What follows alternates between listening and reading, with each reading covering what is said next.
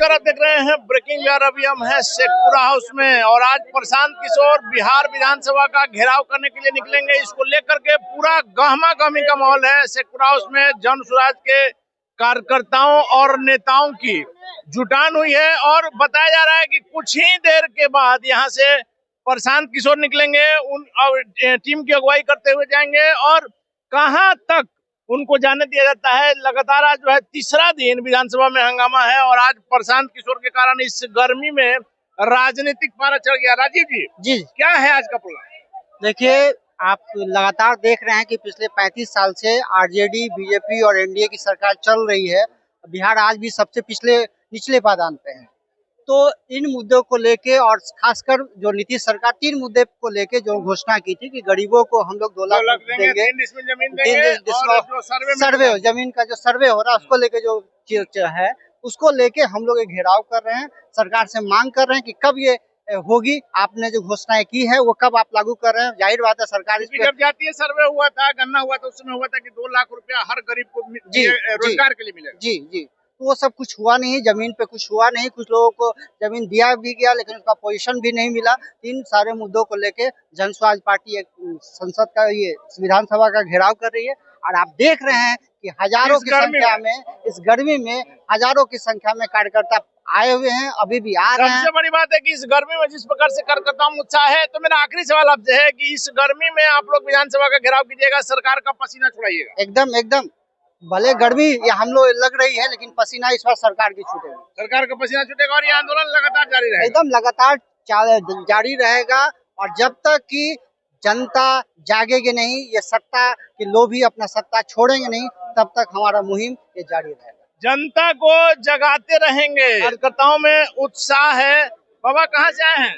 हम औराई विधानसभा नवासी से आए हैं। गर्मी में यहाँ बस वही बिहार विधानसभा का आज घेराव करना है जी। प्रशांत जी कुछ देर में निकलने वाले हैं। मतलब इस गर्मी में आप लोग सरकार का पसीना छुड़ाइएगा? पसीना छुड़ाएंगे, पहले अपना छुड़ा रहे हैं और इसके बाद तब सरकार का पसीना छुड़ाएंगे। मैडम आप कहाँ से आई हैं? मैं मुजफ्फरपुर पारू विधानसभा से आई हूँ, पश्चिमी अनुमंडल अध्यक्ष हूँ। यहाँ आज विधानसभा का घेराव करने के लिए? हाँ बिल्कुल, चूंकि यहाँ की सरकार अंधी गूंगी बहरी हो चुकी है, तो इसलिए अब समय आ गया है कि बिहार में नई सरकार का उद्घोष किया जाए। आज के विधानसभा के घेराव से नई सरकार बन जाएगी? नहीं, ये तो सिर्फ छोटा सा टेलर है, पूरी फिल्म तो अभी बाकी है और 3 महीने का टाइम है अभी। तो अभी तो आज सिर्फ घेराव किया है, एक बनर भड़की नहीं कहा जाता है वो दिया है। अभी तो पूरा देखना बाकी है कि क्या मंजर अभी होगा। मतलब आज चेतावनी देना है कि संभल जाओ, नहीं तो अब इलेक्शन में अभी बिल्कुल, अभी इस बार नीतीश साफ की बात हम लोग कर रहे हैं। जो सरकार ने हमारा विधि व्यवस्था बनाया है, बिल्कुल एकदम आक्रामक तरीके से इस बार जन स्वराज धावा बोल रहा है और हम लोग अब बिहार उद्घोष यात्रा में आए हैं और आज विधानसभा घेराव करके एक ट्रेलर दिखा देंगे कि अभी पूरी फिल्म देखने के लिए सरकार रेडी हो जाए। देखिए, तो पूरी फिल्म देखने के लिए जो है सरकार रेडी रहे। कहाँ से आए सर? पटना साहिब। इस गर्मी में एकदम आप लोग राजनीतिक पारा चढ़ा दिए। हाँ तो क्या करना है, बदलाव लाना है तो कुछ तो करना है ना। विधानसभा घेराव से बदलाव आ जाएगा? कुछ तो असर पड़ेगा ही, सरकार पर असर पड़ेगा, बहुत असर पड़ेगा। हजारों की भीड़ है इस गर्मी में। तो किसी जुनून की वजह से ना आए हैं, कुछ बदलाव के लिए चाहते हैं इसलिए तो आए हैं। प्रशांत जी में एक आशा है कि वो बिहार में बदलाव लाएंगे। बहुत आशा है। देखिए, तो इस गर्मी में हमारे साथ एक बुजुर्ग भी हैं। सर आप कहाँ से आए? जरा से सर ऐसे हो जाइए। हम तो पटना से ही हैं। यहाँ आज क्यों आए हैं सर? इस गर्मी में आपको एसी में, कूलर में रहना चाहिए था। कूलर में रहना चाहिए लेकिन कब तक कूलर रहेगा उसका कोई ठिकाना नहीं है। इस सरकार में तो बिजली भी फ्री कर दी। तो जो सरकार बिजली फ्री कर देने से सिर्फ नहीं होता है, ये देश के पैमाने पर हालत खराब है। बिहार तो बर्बाद है। बिहार तो आज नहीं, पिछले बहुत पुराने समय से लालू जी ने हाथ में लिया, उस समय से जो बर्बादी शुरू हुई, थोड़ा बहुत सुधार हुआ, उसमें हम नहीं कह रहे हैं कि सुधार नहीं हुआ। सड़क आया, बिजली आई, ये सब में सुधार हुआ। इसमें 2 बातें क्या, इससे पेट भर जाएगा। प्रशांत जी लोगों का पेट भरेंगे? प्रशांत जी कम से कम ये स्थिति पैदा करेंगे, जो ये बेरोजगारी, जो लोग यहाँ से पलायन करके भाग रहा है बाहर, वो तो अपने राज्य में रह के अपने बाल बच्चों के साथ जीविकोपार्जन करे। चलिए, जिस प्रकार से प्रधानमंत्री मोदी ने सपना दिखाया, कुछ नहीं किया खास करके बिहार के लिए। आज भी सिर्फ यहाँ से ट्रेनों में, बसों में लोग जाते हैं दूसरे राज्य में, मजदूरी करने के लिए क्यों ना माना जाए कि प्रशांत किशोर भी दिलासा दे रहे हैं, सांत्वना दे रहे हैं, सपना दिखा रहे हैं। जी जी, देखिए मैं इंस्पेक्टर राजन कुमार, मैं बीएसएफ से नौकरी छोड़ के आया हूँ। मैं प्रशांत जी के आस्था व्यक्त करते हुए आए हैं। आज मैं पहली बार आया हूँ मिलने के लिए इनसे, क्योंकि नौकरी क्यों छोड़ा आपने? मैंने छोड़ा ना, क्योंकि मैं 15 साल से जो है मैं रिसर्च कर रहा था पॉलिटिक्स के बारे में, Bihar politics and Indian politics. तो मैंने 15 साल तक जो मेरा रिसर्च है, तो हमने रिसर्च करने के बाद में मैंने ये प्लान किया कि हम अपने बिहार को 5 साल तो बहुत दूर की बात है, मैं जो है ना 1 महीने के अंदर में बिहार में जैसे शिक्षा हो गया, स्वास्थ्य हो गया। 1 महीने में शिक्षा स्वास्थ्य में बदलाव आ जाएगा? शिक्षा, स्वास्थ्य, खेल, टूरिज्म, 5-7 चीजों को जो है ना मैं 1 महीने में ऐसे चेंज कर दूंगा ना, ऐसे चेंज कर दूंगा कि आजादी से लेकर अभी तक। आप रिसर्च ठीक से कीजिए। 1 महीना में आप ही बताइए, आप लोग यहाँ सब जनसुराज के लोग, 1 महीना में शिक्षा स्वास्थ्य में बदलाव हो जाएगा? डायरेक्ट बदलाव तो नहीं होगा, लेकिन ये है कि धीरे धीरे जब कोशिश करता, सीढ़ी एक बार एक पैर रखता है तो दूसरा पर तीसरा। हाँ, पहला कदम रखना स्टार्ट हम लोग किए, तब तो ऊपर जाएंगे। जब रखेंगे ही नहीं तो ऊपर जाएंगे कैसे? जी, जब प्रशांत किशोर लगातार कह रहे हैं कि नेतरहाट की तर्ज पर विद्यालय बनाएंगे, 5 साल में एक नजर आएगी तस्वीर और अगला 10 साल में पूरी तस्वीर साफ हो जाएगी। बिल्कुल, तस्वीर साफ ही नहीं, बल्कि बिहार जो है आज 35 साल से जिस तरह से जंगल राज और ये जो नीतीश सरकार में जो अफसरशाही जो ये एकदम चरम सीमा पर है, ये प्रशांत जी का कहना, जनसुराज का कहना ये है कि सबसे पहले जो ये शराबबंदी का ढोंग रचा के ये बिहार सरकार जो है घर घर जो होम डिलीवरी करा रही है, सबसे पहले 1 घंटे के अंदर शराबबंदी को खत्म, कानून को खत्म किया जाएगा। इसके अलावा जो पैसा जो 20,000 करोड़ जो सालाना शराबबंदी जो है वह बहुत अच्छी पहल थी नीतीश कुमार की, भले यह पूरी तरह से सफल नहीं तो ये पूरी तरह ये फेल्योर है।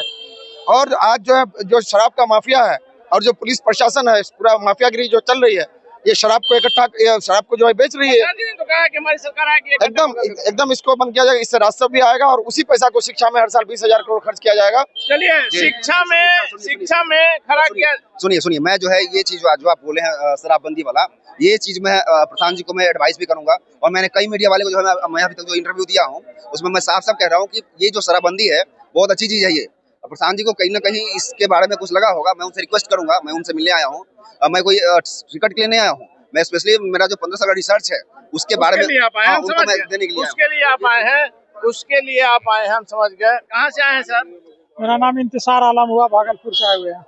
इंतजार जी, यहाँ पटना आज क्यों आए?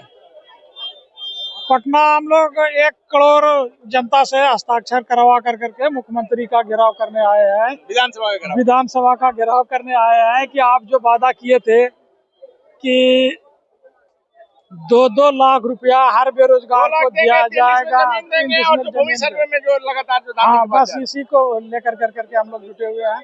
माना जाए कि मुस्लिमों का मोह भंग हो रहा है आरजेडी से? नहीं, ऐसा बात नहीं है, पूरी सरकार व्यवस्था से भंग हो रहा है।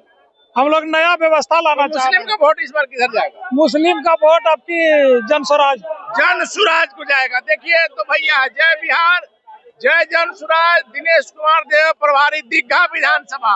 सर, आप ही बैनर लेकर के इस धूपा में क्यों खड़े?